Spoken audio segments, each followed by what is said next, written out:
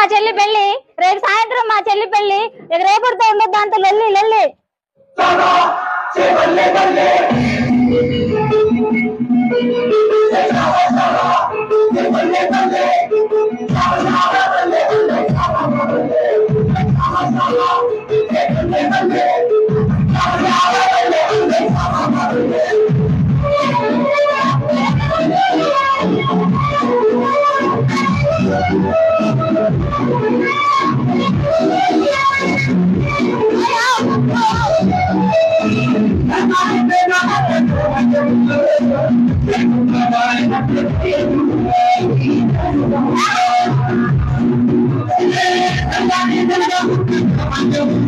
దానం చేయమంట ఇస్తారు, పొలం దానం చేయమంట మీకు ఉంటే ఇస్తారు.